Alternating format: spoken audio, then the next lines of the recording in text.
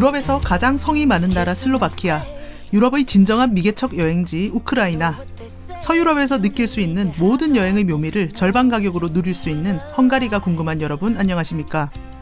저는 곧 이 나라들을 모두 여행할 염장 미슐랭입니다. 그리고 제 옆에는 이 모든 곳을 다 쪽집게 과외해 줄 수 있는 여행 과외업계의 대부 라스트라다님 나와 계십니다. 안녕하세요, 라스트라다입니다. 네, 지난번 동유럽과 발칸 감잡기 에피소드를 했었는데 네, 그때 제가 정말 깜짝 놀랐어요. 네. 그 많은 정보를 한 번도 메모나 지도나 뭐 보지도 않고 그냥 저하고 눈 맞추면서 쭉 얘기하시더라고요. 그건 보통 머리에 다 지도가 다 들어있는 거 아닙니까? 안 그렇거든요. 네, 오늘 마음껏 한번 잘난 척. 네. 저는 라스트라다님이 학교 다닐 때 공부 못했다고 항상 말씀하시는데 믿을 수가 없어요. 제가 지금 생각을 해보니까 그러니까 정규 교과 공부를 못했던 것 같아요. 그러니까 좀 이렇게 그 모범생답게 학교에서 내어주는 숙제도 열심히 하고 수업 시간에 좀 집중해야 되는데 매번 수업 시간에는 딴 생각하고 있고 방송 중에도 딴 생각한다고 미슐랭님한테 맨날 혼나잖아요. 네. 그다음에 숙제도 맨날 안 해가고 맨날 우리 원고도 맨날 내보고 저보고 늦게 낸다고 맨날 혼내잖아요. 네. 그러면서 이제 매번 뭐 수업 시간에는 교과서 안 보고 막 밑에 책상 아래에서 엉뚱한 책 보고. 그래서 그 공부 좀 안 하던 애들이 마인드를 너무 잘 알고 인터넷 강의를 잘 하실 것 같아요. 귀에 쏙쏙 들어오게. 그럴 것 같습니까? 네. 한번 해보시죠. 미슐랭님이 또 판을 깔아줘야 또 제가 하잖아요. 판 깔아볼까요? 네. 깔아주면 또 제가 묻어가겠습니다. 그러면 오늘도 인터넷 강의를 한다고 생각하시고 핵심만 쫙쫙. 그렇죠. 강의를 해주세요. 딱딱 해보겠습니다. 그러면 첫날은 아무래도 한국인이 제일 좋아하고 많이 가는 체코를 해야 될 것 같아요. 그렇죠. 많이 가기도 하고, 그다음에 이제 우리가 그 동유럽부터 이야기를 하면은 동유럽에서 이제 가장 서쪽에 있는 나라가 체코예요. 독일 다음에 있으니까. 그래서 순서가 보면은 체코, 슬로바키아, 위에 폴란드, 아래 헝가리, 동쪽으로 우크라이나, 그다음에 이제 러시아거든요. 그래서 이제 체코부터 이야기를 하는 게 뭐 여러 가지 지리적으로나 그다음에 우리의 관심사로나 좋겠죠. 체코가 그 1989년까지는 공산주의였잖아요. 그렇죠. 네. 근데 어느 순간 갑자기 그냥 너무너무 인기 있는 관광지가 돼 버렸어요. 체코가 이제 그 89년까지 그 공산주의였는데 이제 그 벨벳 혁명이라고 하는 그 이제 시민 혁명이 일어나죠. 그리고 나서 이제 그 문학가가 이제 시인이 대통령이 되잖아요. 그분이 이제 그 하벨. 지금 프라 공항 이름이죠. 바칠라프 하벨. 국내에서는 좋아하는 분도 있고 싫어하는 분도 있습니다. 체코에서 제가 현지인들하고 이야기를 해보면은 뭐 정치인들은 어쩔 수 없는 것 같아요. 어쨌든 그러면서 이제 그 혁명이 일어나서 이제 개방이 됐는데.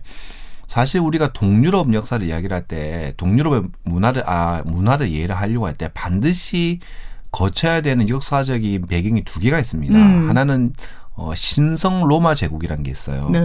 미슐랭님도 말은 많이 들어봤죠. 교과서에 나오는 건 또 압니다. 그래요? 근데 자세히는 또 모르죠. 그렇죠. 네. 시험만 잘 치고 바로 까먹습니다. 네. 저는 시험은 더럽게 못 쳤는데 또 시험 치고 나서 다 오래 기억을 하네요. 나이 들어갖고 또 공부해가지고. 공부해서. 신성 로마 제국이 있고 그다음에 합스부르크가 있어요. 이게 뭐냐면은 신성로마 제국이 쉽게 말씀드려서 지금은 이제 독일, 그다음에 독일 서쪽에 벨기에, 네덜란드 그쪽과 그다음에 이탈리아 북부, 스위스, 뭐 오스트리아, 그다음에 지금의 체코까지 이제 그 아울렀던 그 영토가 컸던 나라예요. 폴란드의 반쪽. 근데 이 신성로마 제국의 특징이 뭐냐면은 황제를 세습을 하지 않았어요. 우리가 알기로는 왕과 황제는 세습을 했잖아요. 신성로마 제국은 각 지역의 제후들, 영주들이, 귀족들이 모여서 투표로 뽑았어요. 어떻게 그렇게 민주주의적인 참 그렇죠. 놀랍네요. 근데 그 투표를 뽑을 때 그 투표권을 가진 제후를 선제후라고 했습니다. 그래서 거기서 자기들이 후보를 선정을 해서 투표를 뽑았는데 근데 이걸 왜 신성로마라고 하냐면 앞에 신성은 기독교의 정통성이라는 거예요. 홀리. 그다음에 로마가 뭐냐면은 로마 제국의 옛날 또 정통성을 이어받았다는 거예요. 그래서 신성로마인데 그래서 프랑크푸르트 있잖아요. 프랑크푸르트에 가시면 그 구시가지 가운데 광장이 로마 광장이에요. 레머 플라츠. 거기 왜 로마가 있냐면은 예전에 그 신성로마 제국 황제들이 제후들이 그 황제를 선출할 때 어디서 했냐면은 프랑크푸르트 거기 대성당에서 모여서 했거든요. 그 레머가 로마에서 온 건지 몰랐어요. 그래요? 역시 여갈못이군요. 네네. 네. 그렇게 역사를 아니까 또 갑자기 아, 너무 다시 가서 보고 싶어요. 그렇죠. 네. 눈이 확 뜨이면서 네. 그다음에 그 프랑크푸르트 그 르메 광장의 시청 옆에 오른쪽에 보면은 역대 그 신성로마 제국의 황제와 선조들의 그림이 쫙 있어요. 그게 오. 그 그림들이에요. 아하. 초상화들. 네. 어쨌든 그러다가 이제 이게 합스부르크로 넘어가면서 나중에는 합스부르크로 넘어가면서부터는 세습을 하게 됩니다. 역사적으로. 음흠. 그러면서 나중에 곧 신성로마가 곧 합스부르크 이 꼴인 셈이 돼버리는 거죠. 나중에는. 네. 그래서 체코 프라하가 왜 그렇게 관광객이 많이 가냐면은 이론 관점으로 프라하를 봐야 돼요. 프라하가 체코의 수도라서 화려한 게 아니에요. 아하. 모든 수도가 그렇게 화려하려고 하면은 그 당시에 제국의 수도여야 그렇죠. 되죠. 제국의 네. 수도. 사람과 물자와 문명과 기술과 그다음에 교육과 그런 것들이 총집결했을 때 하나의 그런 그 멋진 도시가 나오거든요. 네네. 그게 오스트리아의 비엔나도 네. 지금 오스트리아가 작은 나라지만은 합스부르크 제국, 전 유럽의 3분의 1을 쥐락펴락했던 제국, 불과 150년 전까지 그 제국의 수도라서 비엔나가 화려한 거고 프라하도 한때 한 200년 정도 신성로마 제국의 수도였어요. 그러니까 체코의 수도가 아니라 네네. 그때 유럽의 거의 한 3분의 1 이상을 차지했던 신성로마 제국의 수도가 프라하에 200년 동안 있었어요. 그 시절에 프라하가 엄청 그렇게 발전을 한 거죠. 그 관점을 가지고 봐야 프라하가 눈에 들어옵니다.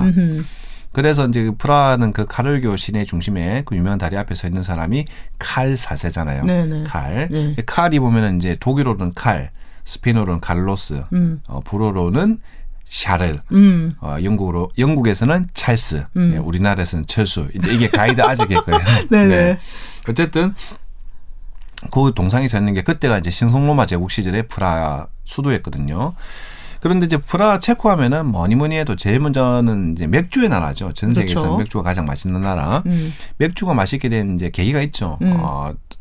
체코 서쪽에 그러니까 독일과 국경이 맞닿은 필젠이라는 지방이 네. 있습니다. 거기 있어 보면은 맥주가 별로 맛이 없었는데 독일 남부 바바리아의 맥주 장인들을 불러온 거죠. 그래서 이제 맥주를 만들기 시작했는데 그러니까 하면 바로 맥주. 라거, 동물에 저장한다는 뜻의 독일 라거를 발전시킨 게 필스너예요. 네네. 그래서 전 세계에 보면은 모든 필스너 맥주 공법이 심지어 우리나라에도 이제 오비 필스너가 있습니다. 네. 그런데 거기 필스너, 그 필젠에서 나오는 필스너는 오리지널 필스너라는 뜻에서 필스너 뒤에 우르케를 붙여요. 그게 네. 이제 체코로 오리지널이라는 뜻인데 제가 2000년대 초반에 필젠에 처음 갔을 때 너무나도 감동을 받았던 게 뭐냐면은 맥주가 너무나도 저렴한 거예요. 네. 그때 체크인하고 호텔 바로 밑에 바에 내려가서 네. 딱 그 체코 맥주를 마시려고 드디어 체코 필스너에 왔다. 성지순례 온 느낌이었어요. 네. 필스너의 본고장에 와서 맥주를 마셔야겠다. 딱 호텔 바에 내려갔더니 맥주 탭이 생맥주 탭이 딱 하나밖에 없는 거예요. 필스너 이렇게. 근데 가격이 얼마냐 보니까 1달러가 안 되는 거예요. 어이구. 500 한 잔에. 네. 그래서 0.8달러 정도 했어요. 500. 근데 거기는 500이면 진짜 꽉 따라주거든요. 우리나라 500은 500이 아니에요. 우리나라 한도사님이 그 늘 잔에 주장하는. 꼭 안 채워준다고 네. 항상 화내시죠. 우리나라 500은 네. 한 340 정도 돼요. 네. 유럽에서 마시면은. 네. 그래서 500에 한 0.8달러에서 유로가 이제 막 그 나올 때쯤에 네. 제가 그래서 너무 감동적이어서 그때는 또 제가 용량이 좀 많았습니다. 네. 앉은 자리에서 10잔을 마셨죠. 제가. 네. 5,000cc를 마시니까 네. 얼마냐 계산서를 보니까 네. 8달러인 거예요. 아유야. 체코. 그래서 그 체코 달러 대 체코 환율로 해서 제가 그냥 2달러는 팁이라고 하고 10달러를 줬어요. 저는 사실 근데 체코는 많이 받고 그 네. 이소를 많이 가가지고 네, 네. 볼 거 다 받고 네. 그 프라하하고 네. 체스키 크lum로프는 네, 여러 번 네. 갔었거든요. 네, 네, 근데 네. 체스키 크lum로프도 그 로마 유적은 아니죠. 체스키는 로마가 아니죠. 네. 그러니까 로마 군대 가보면은 우리가 그 독일에 보면 로만틱 가도라는 게 있잖아요. 네. 근데 로만틱 가도가 뭐냐면은 로마 군대가 따라서 행진을 했다는 길이거든요. 그래서 로마 군대가 라인강과 도나우강을 따라서 이제 영토를 넓혔는데 그래서 로마 유적이 어디까지 있냐면요. 유럽에 있는 로마 유적의 동쪽 끝이 어디냐면 그루지아에 있습니다. 거기까지 로마가 갔어요. 네. 근데 로마가 라인강과 도나우강을 넘어가진 않았어요. 아. 거기 북쪽은 너무나도 춥고 기후가 안 좋고 야만인들이 산다고 해서 저쪽은 넘어가지가 않았던 거예요. 그래서 이제 그쪽은 로마 유적은 없죠. 크게 이제 두 파트거든요. 체코가. 네. 체코가 체코 안에서 그러니까 국기에 보면요. 네 지방 문장이 있어요. 보헤미아, 그다음에 모라비아, 실레지아하고 또 한 군데가 있는데 어쨌든 크게는 두 파트로 나눕니다. 네네. 서쪽에 보헤미아, 동쪽에 모라비아. 근데 보헤미아 하면 이제 우리가 보헤미안 생각하죠. 보헤미안 생각. 네. 그게 이제 그 프랑스에서 집시들이 어디서 왔나니까 체코에서 왔다. 그래서 그 체코의 그쪽 서쪽의 왕국 이름이 보헤미아 왕국이었거든요. 그래서 집시들 보헤미안이라고 부르기 시작했는데 저는 이제 체코 하면 생각나는 게 프라하, 그다음 맥주, 그다음에 서쪽부 보헤미아 평야가 굉장히 아름다워요. 네. 구릉지대. 그래서 이제 그 유명한 지방 도시들이 있잖아요. 밑에 네. 보면은 뭐 체스키 크lum로프, 텔치, 요즘에 그다음에 까를로비 바리 온천 도시도 많이 까를로비 가더라고요. 거기는 이제 좋은 게 그 영화 그 그랜드 부다페스트라는 영화의 그 네. 이제 모델이 된 장소입니다. 그게 영화제로도 유명한 곳이에요. 제가 거기도 많이 갔는데 올해만 해도 많이 갔네요. 근데 거기 프라하에서 이제 까를로비 바리까지 가는 데가 서쪽이거든요. 네. 서쪽으로 쭉 가면은 거기 아직 고속도로가 잘 안 돼 있어요. 체코가 네. 가다 보면은 이제 국도를 타는데 거기가 정말 아름다워가지고 거기가 이제 그 평야 구릉지대예요. 약간 얕은 구릉지대. 거기에 이제 그 봄 되면 유채가 쫙 피고 여름 되면 또 이상한 그 뭐 꽃들이 피고 가을에는 호박이 심겨 있고 그런데 그래서 그 보헤미아 평야를 지낼 때마다 제가 항상 듣는 음악이 있습니다. 네. 그게 뭐 듣냐면은 체코하면 또 유명한 음악가가 두 명이 있잖아요. 네. 스메타나와 드부르자. 네. 근데 드부르자의 음악 중에서 슬라브 무곡이라는 노래가 있어요. 그러니까 그 브람스가 헝가리 무곡을 썼잖아요. 그래서 브람스가 드부르자하고 굉장히 개별적으로 지냈어요. 그래서 그 당시에는 피아노 악보가 지금의 CD 음반처럼 그 작곡가의 주 수입원이었대요. 피아노 악보가 프린트로 팔리는 거. 그래서 그 브람스가 헝가리 무곡을 쓰고 나서 피아노 악보가 엄청 팔렸대요. 그래서 드부르작한테 당신도 슬라브 사람이니까 그러면 당신은 슬라브 무곡을 한번 써봐라 해서 드부르작이 슬라브 무곡을 썼는데 그게 또 굉장히 힌트를 했는데 슬라브 무곡을 그 보헤미아의 그 구릉지대를 지날 때 들어보면 정말 음악이 가슴에 와닿습니다. 저도 그러면 가서 이번에 들어야 되나요? 들어보셔야죠. 특히 얼마 전에 이제 우리 그 공유 송강호 나오는 그 영화 있었잖아요. 네. 밀정이라는 영화. 네네. 그거 이제 기내에서 보고 마지막에 영화 굉장히 재밌어서 감동을 받았는데 마지막에 자막이 쫙 올라가는데 이 음악이 어디서 많이 들어본 음악인데 그 드부르작의 슬라브 무곡을 딱 썼더라고요. 마지막 자막 올라갈 때. 제가 근데 요즘에 그 상품을 보니까 체코 일주 상품이 많이 나오더라고요. 있죠. 네네. 체코에 그래서 갈 데가 정말 많구나. 네네. 그러면 제가 프라하랑 체스키 크lum로프만 지금까지 가봤는데 네네. 이 지방을 돌아다녀야 되나? 그러니까 제가 지금 다른 나라도 많이 가야 돼요. 근데 지방도 더 가야 될까요? 맥주 덕후라면은 반드시 가야 될 곳이 필젠이고. 전 좀 와인을 더 좋아해서. 그러면 사실 체코는 와인은 좀 별로예요. 체코는 남쪽에 보면은 와인을 만들긴 하는데 거기가 체코 나라 자체가 워낙 위도가 높아서 와인은 그쵸. 좀 별로고 하더라도 뭐 남쪽에 화이트 와인만 좀 심어요. 요즘 이제 우리나라 분들이 가는 데가 가를로비 바리 서쪽에 온천 그 온천지대 남쪽에 이제 체스키 크lum로프로 많이 가시고 그다음에 또 남쪽에 텔치라고 하는 작은 도시가 있어요. 네. 텔치 거기도 많이 가시고 그다음에 저쪽에 예전에 그 리인텐슈타인, 예, 지금 이제 유럽의 리인텐슈타인의 영주가 그 세웠던 그 성이 있는 아주 그 멋진 도시가 있죠. 예. 거기도 이제 요즘 많이 가십니다. 제가 별로 가야 될 것 같진 않네요. 근데 가보면은 지방 도시들은 체스키 크lum로프 외에는 너무 작아요. 까를로비 바리는 그래도 뭐 휴양지니까 그런데 가보면 좀 여기도 너무 편중이 돼 있다 좀 썰렁하다는 느낌 받고 그다음에 프라하는 저는 개인적으로 좀 요즘 가면 갈수록 좀 안타깝습니다. 사람이 너무 많아서 어떤 느낌이냐면은 약간 우리나라 인사동처럼 전통을 급속도로 이뤄가고 급속도로 상업화가 된다는 느낌을 많이 받거든요. 프라하 시내 가면 요즘 타이 마사지 샵이 그렇게 많아요. 예. 그다음에 이제 점점 문화가 체코 문화보다는 그게 아슬아슬한 지금 경계선상에 놓인 것 같아요. 체코 문화보다는 유럽 문화보다는 이제 밖에서 그런 상업적인 게 들어와서 우리 인사동도 가보면은 그 우리나라 전통이 없잖아요. 이제 인사동 가면은 다 중국계 뭐 들어왔듯이 심지어 올여름에 제가 프라하에서 그걸 보고 진짜 깜짝 놀랐어요. 그 체코 프라하 시내에 흐르는 강이 불다바 강인데 거기에서 베니스 곤돌라가 있는 거예요. 아이고야, 그건 좀 너무했다. 거기서 원래 끌고 없던 와서, 전통인데. 그렇죠. 네. 아니면 마카오 베네시안 호텔은 뭐 아이고. 이해를 하는데 네. 뭐 아시아니까 프라하에서 그래서 옷도 곤돌라처럼 입고 그 배를 어디서 이탈리아에서 가져와 가지고 그런 모습이 약간 실망스럽지만은 그래도 기본적으로 유럽은 건축물을 손을 못 대게 하니까 네. 구시가지가 잘 보존되어 있으니까 그래도 그나마 프라하는 좀 그런 아슬아슬한 경계선상에 있습니다. 예, 체코는 그러면 다음번에 한번 본격적으로 다뤄보기로 하고요. 네, 체코하고 예전에 체코슬로바키아라는 이름으로 한 나라였지만 지금은 독립을 한 네. 슬로바키아는 제가 참 잘 모르겠어요. 어떤 나라인지. 이제 원래는 이제 연방 국가였죠. 체코슬로바키아였는데 이제 이게 헤어진 거예요. 네. 쉽게 말씀드려서 좀 우리가 사람이 헤어질 때 네. 우리가 뭐 남녀든 뭐 친구든 부부든 간에 좀 깔끔하게 헤어지는 경우가 있고 좀 쉽게 말씀드려서 좀 안 좋게 네, 그쵸. 뭐 치고받고 네네. 뭐 핥히고 서로 물어뜯고 헤어지는 경우가 있잖아요. 네. 근데 이제 체코와 슬로바키아는 깔끔하게 헤어졌습니다. 네. 역사적으로 이제 체코 서쪽은 보헤미아하고 동쪽은 모라비아라고 했잖아요. 모라비아 중심은 브루노라는 도시가 있었는데 슬로바키아도 보면은 나라는 다르지만은 예전에 거의 이제 대모라비아 그쪽에 이제 속해 있었어요. 있었고 체코 사람들 그 이야기 많이 하거든요. 특히 브루노 출신들은 자기는 꼭 모라비아라고 이야기를 해요. 아직도 보면은 네. 유럽은 그런 지역색이 강하잖아요. 네, 자기는 보헤미안 아니라고, 자기는 모라비안이라고. 근데 이제 슬로바키아 같은 경우에는 매력은 뭐냐면은 일단 가면은 프라하는 요즘 정말 한국인이 정말 많습니다. 네. 단체도 많고 개별 여행자도 진짜 많아요. 특히 자유여행자, 특히 우리나라 요즘 젊은 여성들 허니문도 너무 많이 가고. 허니문도 많고 네. 젊은 여성들도 굉장히 많거든요. 그런데 브라티슬라바가 이제 슬로바키아 수도인데 브라티슬라바에 딱 가면 한국인이 불과 거리가 얼마 안 되는데 진짜 안 보여요.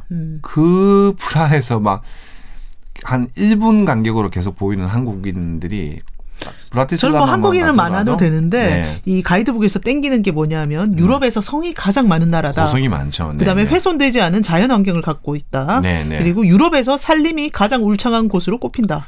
그리고 험준한 산에 아름다운 하이킹 코스가 있다. 그게 이제 슬로바키아가 그래서 브라티슬라바가 슬로바키아 서쪽 끝에 있거든요. 이제 거기하고 중간중간에 보면 고성들이 많아요. 네. 고성들이 많고 저의 가장 큰 매력은 그거예요. 저는 이제 제가 같은 한국 사람이면서도 저는 이상하게 제가 여행자이면서도 어디 가면 사람 많은 게 싫어하다 보니까 브라티슬라바만 딱 가도 정말 사람이 없어요. 네. 외국인 여행자도 많이 없고 사실 요즘 프라하는 외국인 여행자도 엄청 많아요. 한국인뿐만 아니라. 그다음에 물가가 프라하는 사실 많이 올랐습니다. 그쵸. 물가가. 네. 근데 브라티슬라바만 딱 가면은 진짜 물가가 뚝 떨어지는 게 네네. 느껴져요. 그다음에 브라티슬라바의 매력이 뭐냐면은 프라하와 브라티슬라바의 차이는 그러니까 슬로바키아의 수도가 브라티슬라바입니다. 그렇죠. 예. 슬로바키아. 프라하에도 강이 있는데 그 강은 불다바 강이거든요. 네네. 영어로 몰다우 강. 근데 네. 브라티슬라바 앞에 흐르는 강은 다뉴브 강이에요. 네네. 그래서 그 다뉴브 강은 유럽의 7개국을 흐르죠. 물이 아름답고 푸른 도나우강. 예. 그렇죠. 예. 도나우가 이제 독일어고 다뉴브가 영어예요. 그러니까 헝가리나 세르비아에서는 두나라고 하는데 예. 이 강의 길이가 무려 2,800km입니다. 우와. 유럽에서 두 번째로 긴 강이에요. 네네.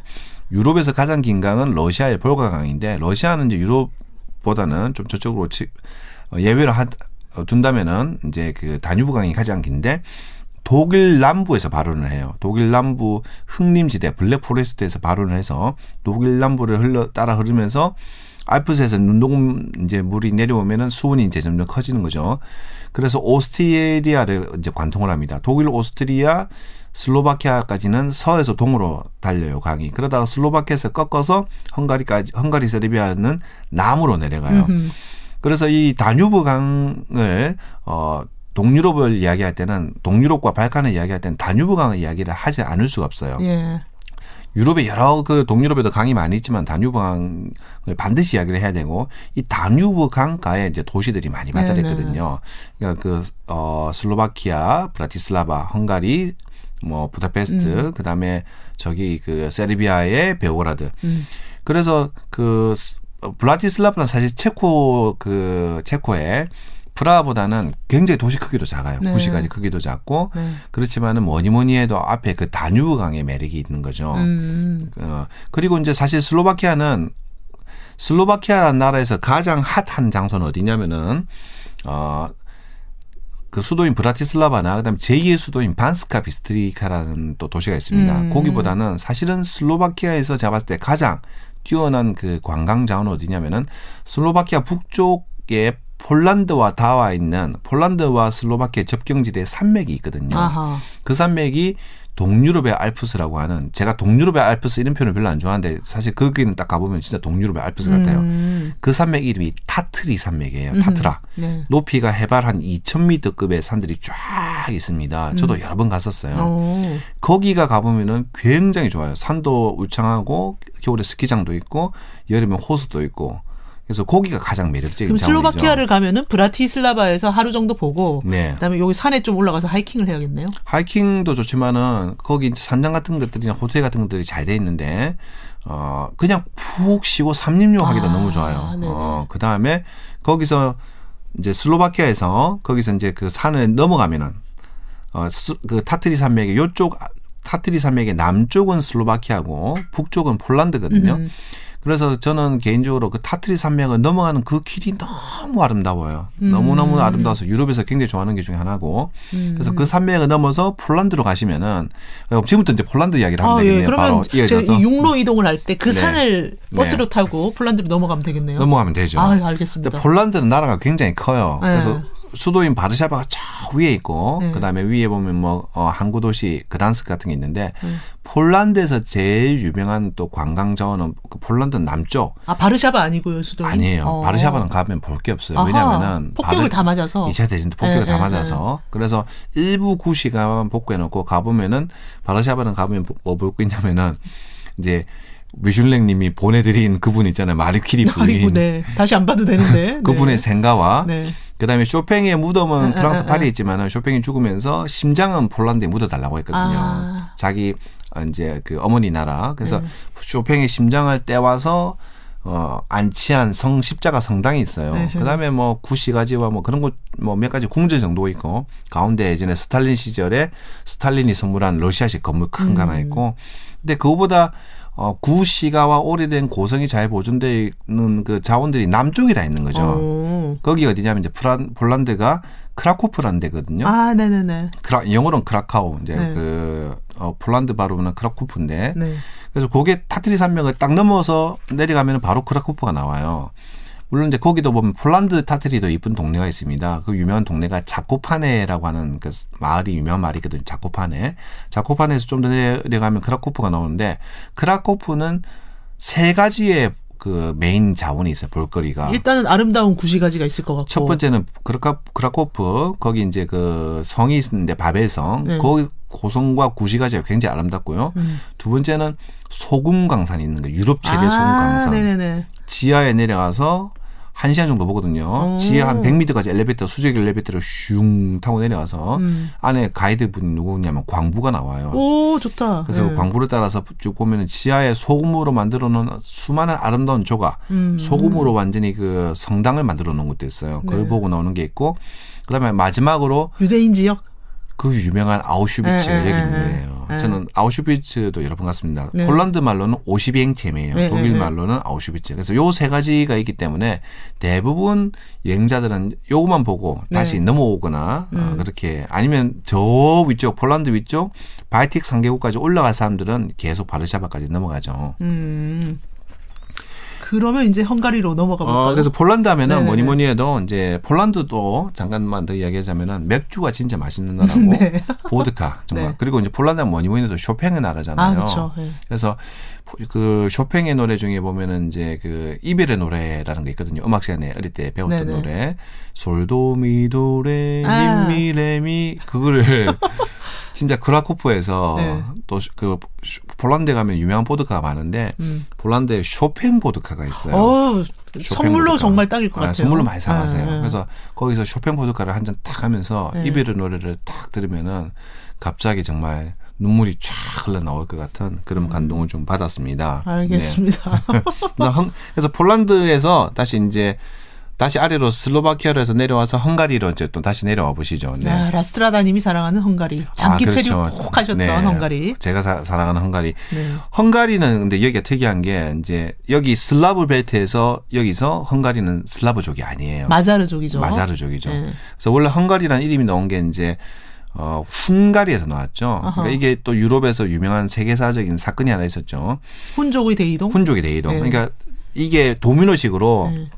중국이 옛날에 진시황이 만리장성을 이제 쌓은 이유가 북방 오랑캐들이 쳐들어오니까 그렇잖아요. 그게 천고마비잖아요. 하늘이 높고 말이 쌀치면은 겨울을 나기 위해서 오랑캐들이 쳐들어와서 농사 지은 거 다 뺏는 거. 그게 우린 그 뜻을 잘못 알고 있는데 천고마비. 네. 그래서 막았더니 또 저 북측 초원지대에 유목민들이 이제 초지를 따라서 또 한번 날씨가 안 좋고 하면 계속 그 풀이 안 자라고 하니까 서쪽으로 이동해서 최초로 이제 유럽에 들어온 그 유목민족이 유럽과 조화민족이 이제 훈족이잖아요. 그 왕이 아틸라 프랑스 파리까지 쳐들어왔습니다. 아이고, 예. 그래서 한때 유럽을 공포에 떨게 만들었는데 그 훈이 이제 우리가 말하는 흉노죠. 흉노. 예, 예. 흉노인데 그러다가 이 사람 유목민들은 정말 바람처럼 왔다가 이슬처럼 사라져 버리거든요. 네네. 그냥 휙 가버리는 거예요. 그래서 잠잠했다가 그 훈족이 와서 게르만족을 밀어내는 거예요. 원래 게르만족들이 여기 보면 동유럽에 원래 게르만족들이 살고 있었거든요. 그래서 훈족의 대이동. 그래서 게르만족의 대이동까지. 그렇죠. 만리장성부터 시작하는 거예요. 만리장성, 훈족의 대이동, 그다음에 훈족에 밀려난 게르만족의 대이동. 게르만족이 로마 제국 들어서 멸망시키고 게르만족이 딱 나오고 나니까 이 자리가 딱 비잖아요. 동유럽. 그 자리를 차지한 게 슬라브예요. 아하. 슬라브가 원래 거기서부터 있었던 게 아니라 슬라브는 사실 저 위쪽 러시아 쪽, 그러니까 모스크바 그 지금의 벨라루스 그쪽에 있다가 이 사람들이 이제 그 게르만족이 밀려나고 나서 그 공백기를 한 7세기, 6, 7세기부터 이제 남하를 합니다. 그래서 서슬라브에 정착하고 체코슬로바키아, 폴란드 여기 정착을 하고 또 남하를 해서 이제 그 유고슬라비아 그다음에 마케도니아인데 정착을 했죠. 그런데 이때 어떤 사건이 일어나냐면 서기 한 700년쯤에 또 저 우라산맥 그쪽에서 아시아 쪽에서 또 일무리에 또 유목민족들이 들어와요. 아하, 네. 그 사람들이 마자르족이죠. 아하. 그래서 그 사람들이 마자르 타고 들어와서 정착을 한 곳이 지금 헝가리인데 헝가리가 가보면은 거기가 완전 대평원이거든요. 네. 산이 없어요. 네. 유목민족들이 딱 좋아할 곳이에요. 그래가지고 거기 딱 장착을 했는데 그러다 보니까 여기가 주변에 슬라브에 둘러싸인 고립된 성 같은 나라예요. 말도 안 통해요. 그렇죠. 유럽 사람들이 제일 이해하기 어려운 그 언어가 세 언어가 있어요. 네. 핀란드, 네. 에스토니아, 네. 헝가리. 예전에 그 우랄 알타이 어족이라고 우리나라 말이랑 그렇게 배웠죠. 헝가리어랑 네, 네. 묶어서 하던 시절이 있었는데 요즘에는 또 따로 보더라고요. 네. 그거에 이제 그 고종석 선생님 글을 좀 읽어보면은 자세히 나오는데 그분이 언학 그 글을 많이 썼기 때문에 사실 이제 헝가리가 보면은 헝가리라는 나라를 한마디로 제가 정의를 하자면은 헝가리는 화려한 과거를 못 잊는 나라예요. 정말 화려한 와닿네요. 영광을. 네. 그러니까 불과 한 50년까지 제국이었거든요. 오스트리아 헝가리 제국. 근데 지금은 작은 나라로 이제 쪼개져 버렸죠. 그런데 이 나라가 보면은 이제 그래서 그 1900년도 초에 이 헝가리 학자들이 과거에 자기들 조상들이 어디서 왔나 특히 헝가리가 언어가 섬이잖아요. 네. 언어학적으로는 핀 우구르 어족이거든요. 그래서 이제 에스토니아, 핀란드, 헝가리인데 이 세 언어들은 들어보면은 리듬도 비슷해요. 발음도 아하. 비슷하고. 네네. 우리가 러시아, 폴란드는 못 들어도 멀리서 들어보면은 발음이 비슷하거든요. 네. 발음, 리듬 이런 거. 네네. 그 다음에 이제 우리 이탈리아, 스페인도 들어보면은 그렇죠. 좀 비슷하잖아요. 네네네. 포르투갈, 프랑스어도. 근데 여기는 들어보면은 이상하게 핀란드어랑 진짜 확실히 비슷해요. 네. 피는 우그러인데. 근데 이제 순서가 우리 이제 한국어와 순서가 비슷한 게 뭐냐면 주어, 목적어, 동사인 거예요. 영어는 주어, 동사, 목적어잖아요. 네. 나는 학교에 간다. 이게 우리 한국어라면 영어는 나는 간다 학교에잖아요. 유럽어가 다 그렇거든요. 네. 근데 유일하게 핀란드어, 에스토니아어, 헝가리는 우리하고 똑같아요. 나는 학교에 간다. 그러니까 그 동사가 마지막에 나오는 네네. 거예요. 그다음에 사람 이름도 성 이름이 아니라 영어는 유럽어는 이름성이잖아요. 그렇죠. 여기는 성 이름이거든요. 네. 근데 이제 그때 1900년대 초에 그 학자들이 헝가리 학자들이 과거에 자기들의 영양 화려했던 그 시절을 이제 추억하면서 자기 조상들이 어디에서 왔나 찾다 보니까 이제 그때 나온 게 우랄 알타이 가설이에요. 그러면 이제 한국인들이 헝가리 가면 네. 뭔가 언어적으로 좀 친밀감을 느낄 것 같고 네. 또 다른 뭐 친밀감 느낄 게 있나요? 근데 지금은 뭐 이제 굴라시 수프라는 게 있죠. 그렇죠. 그다음에 헝가리는 벽에 고추를 많이 걸어놓고 라스트라님이 너무나 사랑하는 굴라시. 굴라시 수프. 네. 어쨌든 뭐 그게 어떤 거죠? 약간 네, 알타 이야기 마지막으로 네네네. 하면은 하여튼 핀 우르고 예. 언어가 굉장히 독특해요. 독특하고 근데 우리 한국인들이 굉장히 그 생각보다 유럽인들에 비해서 헝가리를 배우면 빨리 옵니다. 그럴 것 같아요. 숫자 세는 법이라든지 네. 뭐 문법 순서 이런 어순도 것들이 같고. 예, 네. 비슷하기 때문에 그래서 깜짝 그 이야기를 해주면 유럽 사람들이 놀라요. 그리고 아시아적인 사실 이제 지금은 아시아적인 면들이 많이 없어졌습니다. 시골에 가면은 뭐 말을 타는 거라든지 그다음에 카우보이라든지 뭐 음식에서 보면은 이제 그 굴라시 수프. 굴라시는 이제 목동이라는 뜻이죠. 헝가리 말로. 목동들이 저 푸른 초원에서 이제 저녁에 솥을 걸어놓고 소고기 썰어놓고 그다음 소고기만 넣으면 또 심심하니까 뭐 감자, 양파 썰어 넣는데 헝가리는 특이하게 거기다 마지막에 헝가리 파프리카, 고추를 넣는 거예요. 네. 그래서 얼큰하게 끓이면은 육개장스러운 맛이 날까요? 거의 우리나라 육개장하고 맛이 비슷합니다. 진짜 특히 가정에서 끓인 굴라시는 되게 맛있어요. 근데 이 굴라시가 체코에도 있고 러시아 굴라시도 있어요. 근데 헝가리 굴라시는 수프에 가깝고 러시아 굴라시는 약간 수프라기보다는 스튜에 좀 가까운 느낌이 듭니다. 좀 더 걸쭉한. 좀 더 걸쭉한. 네. 그 헝가리는 라스트라님이 아까 네. 공연 보면서 퍼져 있기 정말 좋다. 그렇죠. 왜냐면 헝가리는 이제 첫 번째 그 공인의 수준이 괜찮고. 일단 뭐 아름다운 음악가들 뭐 리스트, 네. 뭐 버르토크 뭐 이런 사람들이 있었잖아요. 일단 프란츠 리스트. 네. 그다음에 우리가 일반인들이 아는 이름은 뭐 리스트 네네. 정도예요. 그쵸. 근데 사실은 대부분 이제 조금만 음악에 관심이 있으면 많이 합니다. 그다음에 이제 벨라 바르톡이라고 하는 유명 음악가가 있었고 네. 무조음악, 그다음에 에르켈이라고 하는 또 음악가가 있고요. 그다음에 요즘 뭐 그때 그 현대 음악에 또 그 도한이라는 사람도 있어요. 뭐 자라투스트라는 이렇게 말했다라는 영화에도 막 쓰이고 그 현대 사람들이 좋아했던 헝가리가 천재가 굉장히 많아요. 사실 그 천재들이 대부분 유대인들인데 어쨌든 이 헝가리는 마자르와 또 정서가 다른 게 있어요. 뭐가 있냐면 여기는 집시 정서가 좀 있거든요. 아시아에서 온 유목민족과 그다음에 그 집시의 정서가 있는데 그게 보면 이제 헝가리의 그 음악 예술의 특징 중에 하나가 짜르다시라는 말이 있습니다. 짜르다시. 이제 헝가리 춤곡 그러니까 리스트에 보면은 브람스의 이제 헝가리안 댄스 말고 리스트의 헝가리 광시곡 같은 게 보면 전형적인 딱 그 음악을 들으면 집시 춤곡 같은 거거든요. 굉장히 느리게 천하게 시작하면서 점점 빨라지는 꼭 우리의 아리랑 같은 네. 황호청 선생님이 말했던 그런 것들인데 네. 어쨌든 그런 그 정서는 정말 리스트 음악 같은 경우에는 진짜 그거는 슬라브 연주자도 안 되고 독일 연주자도 안 되고 그거는 헝가리 사람만 해야 돼요. 그러면 예 제가 부다페스트 가면은 공연 정말 많이 밤마다 볼 거예요. 네. 근데 그게 좋은 게 뭐냐면은 네. 웹사이트가 굉장히 잘 돼 있고 네네. 두 번째는 공인의 수준이 높고 그다음에 역사적으로 오스트리아와 헝가리가 이중 제국을 했던 시절이 있거든요. 오스트리아 그러니까 영어로 오스트리아 헝가리안 엠파이어 그때 사실 헝가리 사람들이 굉장히 그 자기가 심적으로 제일 가까운 나라가 게르만과 마자르는 서로 말도 다른데 가장 가까운 나라고 그다음에 헝가리 사람들이 가장 많이 가서 일을 하는 나라는 오스트리아예요. 아하. 제국 시절에. 그래서 제국 시절에 비엔나가 제1의 수도로 하면은 부다페스트가 제2의 수도였던 거죠. 그래서 오스트리아의 그 왕비 엘리자베스 시시가 황후가 비엔나보다는 부다페스트에 와서 더 있기 좋아했고 지금도 별로 안 멀거든요. 220km 정도니까. 그래서 그 당시에도 뭐 마차로 뭐 하루면 왔대요. 아침에 출발하면은. 그래서 헝가리 같은 경우에는 마자르족의 정서에다가 집시의 정서, 그다음에 그 오스트리아 합스부르크가의 문화, 그 양식을 물려받은 거죠. 그래서 부다페스트 오페라 하우스가 비엔나랑 똑같이 생겼어요. 아하. 근데 크기만 좀 작아요. 네네. 왜냐하면 이제 여기는 제2니까. 그다음에 헝가리는 왕이 없었거든요. 그 당시에 귀족만 있었고 오스트리아 황제가 헝가리 왕을 겸임을 하면서 같이 연합 제국을 했었거든요.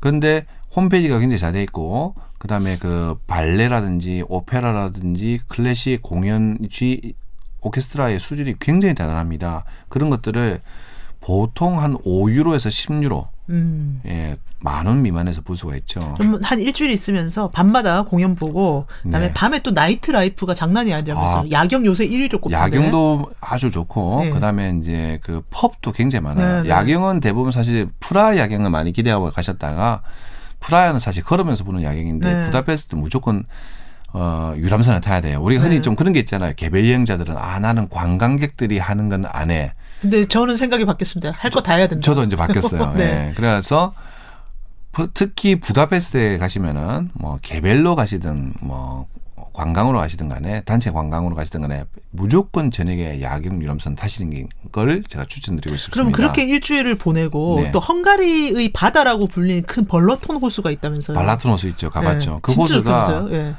호수가 이제 헝가리에서 크로아티아 그 자그레브 가는 이제 그 고속도로상이 있는데 호수가 길이가 70km예요. 길이가 네. 70km. 네. 그래서 처음에 호수 딱 보이기 시작해서 1시간 가야 호수 끝이 보여요. 고속도로에서. 네. 폭이 15km. 네. 깊이는 그렇게 안 깊어요. 한 10몇 미터 정도 되는데 네. 중부 유럽에서 굉장히 큰 호수죠. 헝가리가 원래는 바다가 있었어요. 예전에 오스트리아 헝가리 제국 시절에는 네. 지금의 슬로베니아와 크로아티아 그 위쪽이 헝가리 영토였는데 1차 대전에 지면서 다 뺏겨버린 거죠. 근데 그때 이제 어쨌든 그때 그리고 나니까 내륙에 갇힌 국가가 되다 보니까 이 사람들이 그 발라톤 호수가 헝가리의 내라고 하는 거죠. 근데 거기가 굉장히 가보시면은 호수도 길고 멋지고 주변이 굉장히 아름답고 거기가 헝가리의 대표적인 와인 생산지거든요. 발라톤에서 나오는 와인들이 굉장히 좋습니다. 특히 화이트 와인. 네. 그럼 벌러톤 호수 가서 와인 좀 마시면서 와인 마시면서 놀기 완전 천국이죠. 그리고 거기 호수 주위가 자전거 도로가 엄청 잘 있어서 호수 네. 한 바퀴 도면은 140km 왜냐면 길이가 70이니까 하루 코스로 딱이네요. 70원 길이 140에다가 호수 폭 15, 네, 15 하면은 170이에요. 네, 하루 빡세게. 하루 빡세게 딱 돌기 진짜 좋습니다. 자전거로. 네. 네, 그럼 헝가리는 이 정도 보고. 네, 헝가리 이 정도 보고. 네. 그리고 제가 인트로에서 그 유럽의 진정한 미개척지라고 말씀드렸던 우크라이나. 네, 우크라이나. 여기가 가난하지만 다채로운 전통 문화를 정말 잘 갖추고 있다. 예. 우크라이나는 이제 어떤 특징이냐면 나라가 길거든요. 얼마 전까지 러시아와 내전을 했잖아요, 전쟁. 근데 우크라이나가 이제 동서로 좀 길게 생겼어요. 네. 그러다 보니까 서쪽은 동유럽에 가까워요. 네. 서쪽은 가보면은 서쪽의 대표적인 도시가 우크라이나 서부의 도시가 리비우라는 도시가 있거든요. 뮤준령님이 가보시려고 이미 지도에 딱 표시를 해놨네요. 리비우가 그렇게 좋다고. 또. 리비우가 저도 가보니까 굉장히 좋더라고요. 네. 리비우가 그러니까 우크라이나 러시아 말로는 리비우라고 하지만은 폴란드 말로는 레보프라고 하고 아하. 폴란드 사람들은 리비우 이야기하면 꼭 그 이야기를 해요. 그게 한 200년 전까지 거기가 폴란드였거든요. 아하. 그다음에 오스트리아 또 제국 시절에는 또 거기를 부르는 이름이 있었습니다. 하여튼 지금은 우크라이나가 됐어요. 근데 가보면은 우크라이나 서부는 굉장히 폴란드와 느낌이 비슷해요. 도시의 형태라든지 그리고 종교도 보면은 이게 재밌는 게 서슬라브, 동슬라브에서 서슬라브는 가톨릭이에요. 체코, 슬로바키아, 폴란드는 가톨릭인데 이제 동슬라브, 우크라이나, 벨라루스, 그다음에 러시아는 정교거든요. 네, 러시아 근데 정교. 예. 여기도 가보면은 리비우 같은 경우에도 보면 서쪽은 또 폴란드 쪽은 또 가톨릭이에요. 그래서 그러니까 우크라이나의 매력은 뭐냐면은 서쪽은 이제 폴란드에 가깝고 동쪽 이제 수도가 키예프잖아요. 거기는 굉장히 러시아 정교에 가깝죠. 교회들도 다 러시아 정교회 스타일이고. 그런데 사실은 우리가 우크라이나를 그전까지는 우리나라에서 못 갔어요. 여행자가 거의 없었어요. 네. 왜냐하면은 비자를 떼야 됐거든요. 네. 일본은 예전부터 비자가 면제했는데, 근데 우리가 이제 이명박 대통령 시절에 제가 굉장히 이명박 대통령을 좋아하는 점 중에 하나가 뭐냐면은, 네. 이명박 대통령 시절 맞나? 박근혜 대통령 시절인가? 어쨌든 네. 러시아와 우크라이나가 무비자가 됐습니다. 네. 그러다 보니까 그래서 요즘 우리나라의 젊은 여행자들이 그렇게 시베리아를 많이 타는 이유가 이제 비자가 없어졌으니까 그전에는 비자가 굉장히 어렵거든요. 네네. 돈도 많이 내야 되고 오래 기다려야 되고 까다롭고 서류도 많고. 네. 그래서 우크라이나도 이제 무비자가 됐는데 제가 사실 그때 2014년에 발칸 반도를 한번 다 돌면서 몰도바에서 우리나라가 우크라이나인데 그때 우크라이나를 가려고 했는데 그때 못 갔어요. 왜냐하면 그때 러시아 우크라이나 동쪽에서 전쟁이 일어났었잖아요. 아이고. 도네츠크 전쟁. 네네. 처음에 그 크림 반도 때문에 전쟁이 네네. 일어나서 그러다가 거기 너무 안타까워서 2015년에 부다페스트에 있을 때 네. 그때 부다페스트에 있을 때 잠깐 시간을 내서 우크라이나까지 갈 때는 키예프에 이제 비행기를 타고 올 때는 기차를 타고 나왔어요. 우크라이나부터 네. 리비우로 해서 나왔는데 가보니까 서쪽은 정말 그 폴란드 특히 크라쿠프와 굉장히 비슷하다는 느낌 받았고 굉장히 도시가 아름답습니다. 물가는 정말 저렴하고요. 네. 동쪽 키예프는 러시아하고 굉장히 비슷한 느낌을 받았어요. 그런데 저는 사실 제가 우크라이나에 꼭 가보고 싶은 이유가 있었어요. 또 저희 개인적인 로망. 네. 물론 또 음악이겠죠. 네.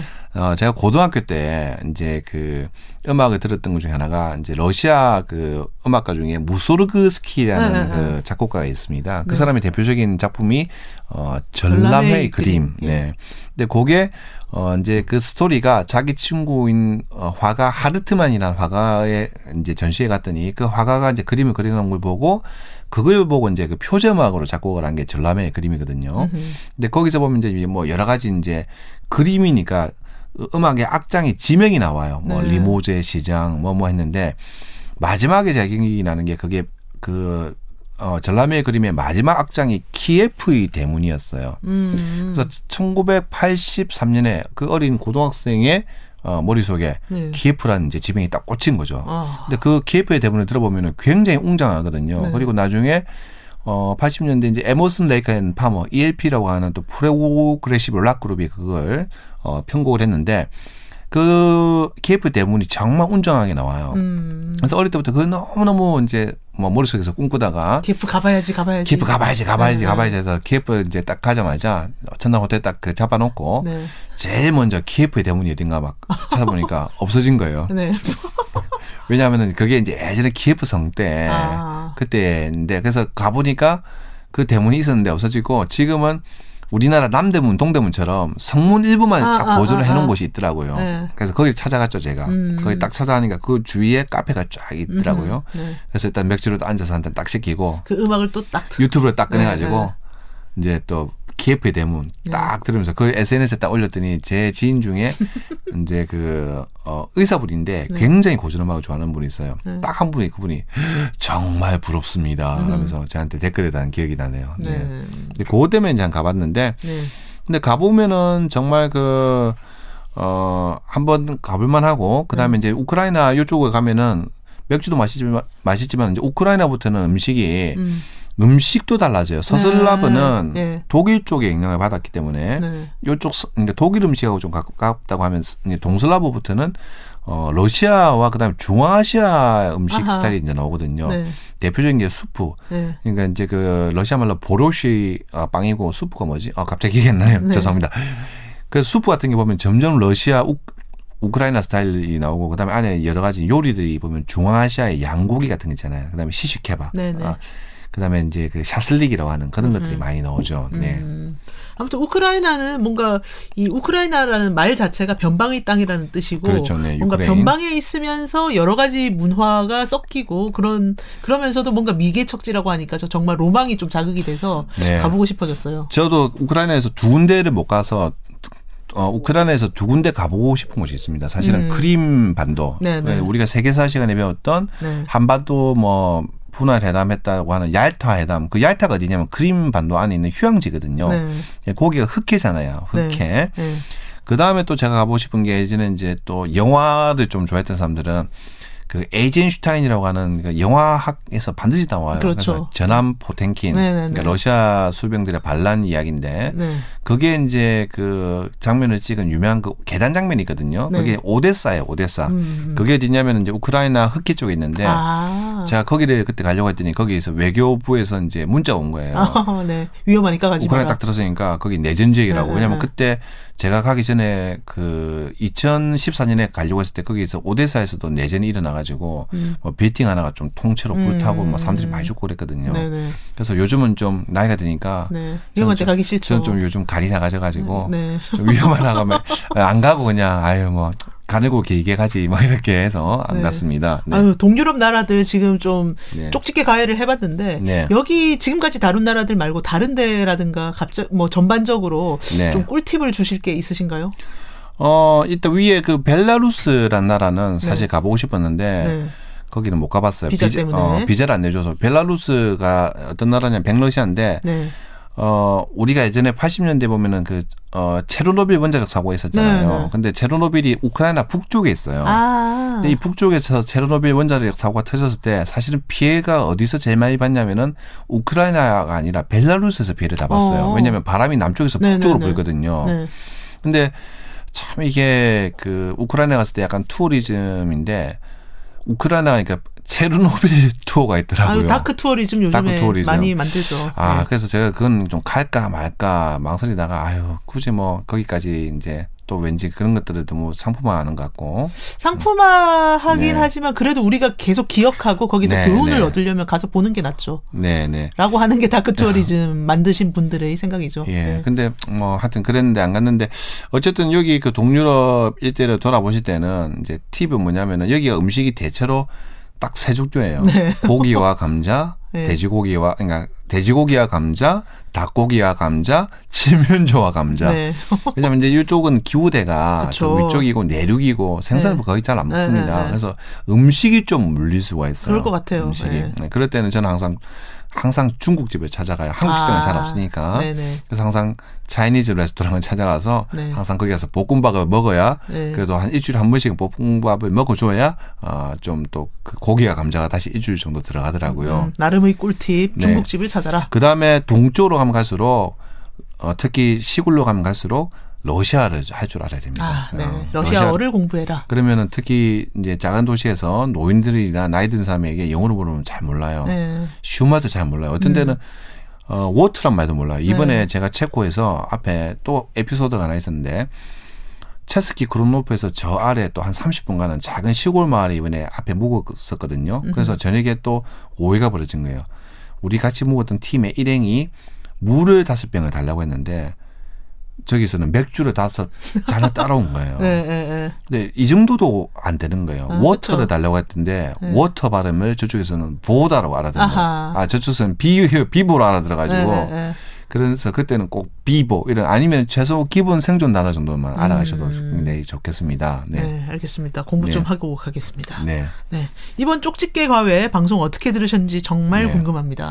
예, 너무 추막한 성격으로 해서 뭐 빠뜨린 내용이 너무 많네요. 근데 이제 이런 나라들은 한번 다음에 이제 개별적으로 앞으로 여행 상상 우리가 최소 뭐 10년은 하지 않을까요, 그죠? 네. 그러면 앞으로 10년 동안 그런데 책도 꼭 내실 거고, 네. 인터넷 네. 강의도 찍으실 거고. 예, 뭐 최소 10년은 그렇다 하더라도 한 3년은 할 거니까 그 안에 이제 한 나라씩 또 자세히 나눠서 설명 좀 집중 탐구하는 시간을 가져보도록 하겠습니다. 네, 그럼 다음 편에서는 그 발칸 여행을 한번 쪽집게 과외를. 그렇죠. 동유럽. 사실 동유럽도 그렇지만은 이제 발칸이 사실은 저는 더 개인적으로 더 매력적이에요. 네. 기대됩니다. 네. 네.